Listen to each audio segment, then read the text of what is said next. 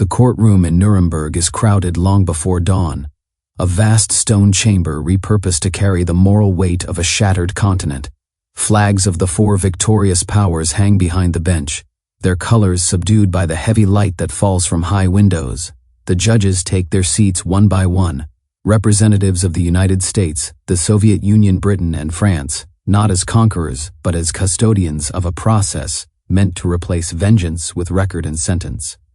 When Adolf Hitler is brought in, the room tightens, as if history itself has leaned forward. He looks smaller than the images that once covered Europe.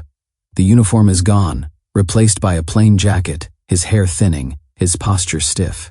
He sits within the dock, flanked by guards from more than one army, a deliberate choice to make clear that no single nation claims ownership over what is about to unfold.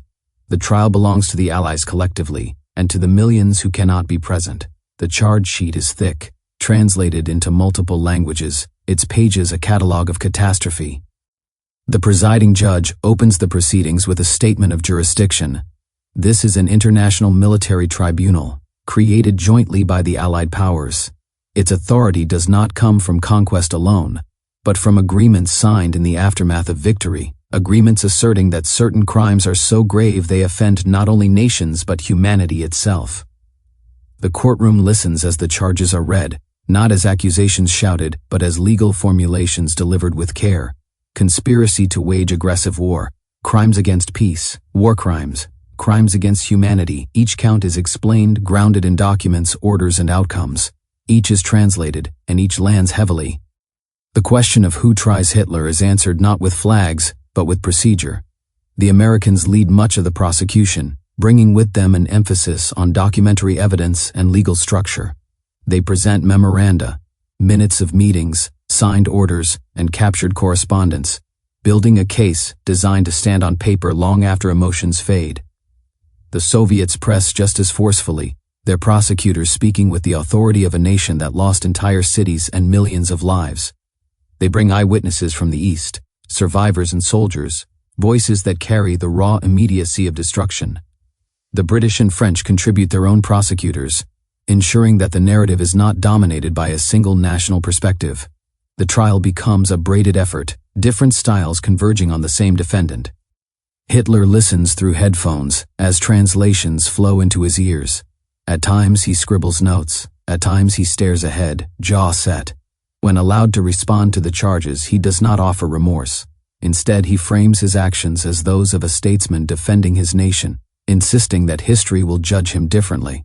The judges permit him to speak, not because they accept the premise, but because the legitimacy of the trial depends on allowing even the most reviled defendant to be heard. The courtroom absorbs his words in silence. As days turn into weeks, the prosecution constructs its case with relentless patience. Film footage is shown, stripped of sensationalism, presented as evidence. Camps appear on the screen, bodies reduced to shapes that seem unreal until witnesses confirm their reality. Documents are read into the record, orders bearing Hitler's name, or issued under his authority. The defense attempts to fracture responsibility, suggesting that subordinates acted independently or that events exceeded intent. The judges interrupt when arguments drift toward abstraction, steering proceedings back to concrete acts and chains of command. The presence of the Soviets adds a particular tension. Their prosecutors insist on emphasizing the devastation of the Eastern Front, the mass shootings, the starvation policies.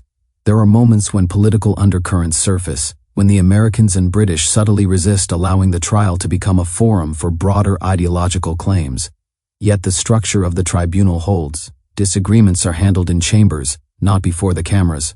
The shared goal of establishing a clear, undeniable record keeps the process intact. Outside the courtroom, the world listens by radio and reads transcripts in newspapers.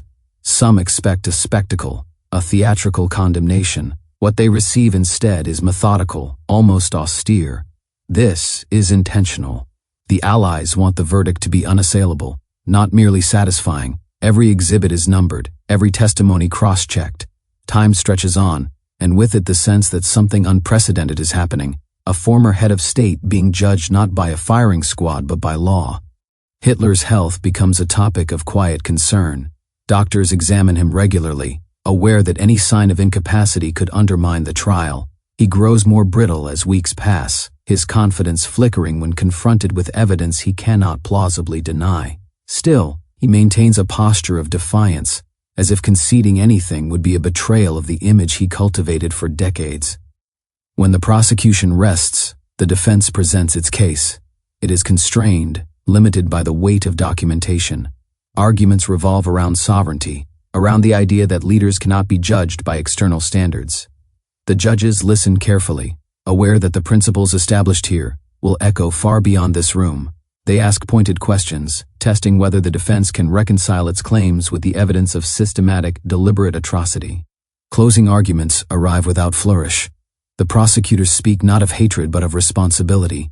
They emphasize that the tribunal is not judging a nation or a people, but an individual and the system he commanded. The defense repeats its assertion that the trial itself is an act of victor's justice. The judges take note, then retire to deliberate. The deliberation is long and intense. Each judge approaches the case from a different legal tradition, and consensus is not automatic. They debate the meaning of conspiracy, the threshold for crimes against humanity, the extent to which intent must be proven. Yet on the central question of guilt, there is little doubt. The evidence is overwhelming. The discussion shifts to sentence. Here the differences sharpen.